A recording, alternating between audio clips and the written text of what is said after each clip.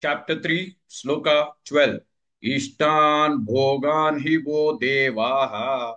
Ishtan bhogan hi wo devaha. Ishtan bhogan hi wo devaha.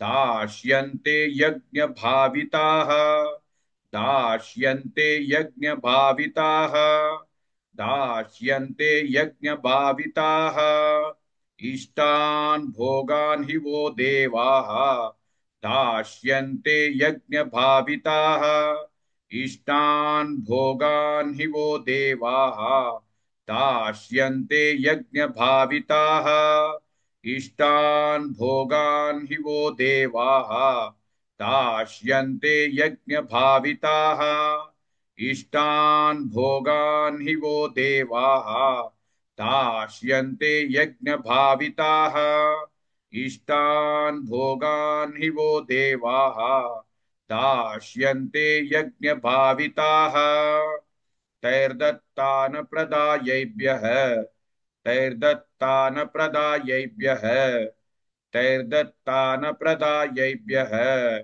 यो भुङ्क्तेस्तेन एव सः यो भुङ्क्तेस्तेन एव सः यो भुङ्क्तेस्तेन एव सः तैर्दत्तान् प्रदायैभ्यः यो भुङ्क्तेस्तेन एव सः तैर्दत्तान् प्रदायैभ्यः यो भुङ्क्तेस्तेन एव सः तैर्दत्तान् प्रदायैभ्यः यो भुङ्क्तेस्तेन एव सः तैर्दत्तान् प्रदायैभ्यः यो भुङ्क्तेस्तेन एव सः तैर्दत्तान् प्रदायैभ्यः यो भुङ्क्तेस्तेन एव सः इष्टान् भोगान् हि वो देवाः दास्यन्ते यज्ञभाविताः तैर्दत्तान् प्रदायैभ्यः यो भुङ्क्तेस्तेन एव सः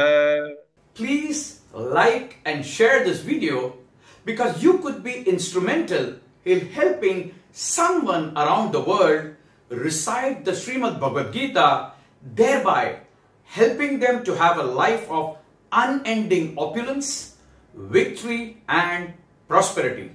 This is mentioned in chapter 18, sloka 78.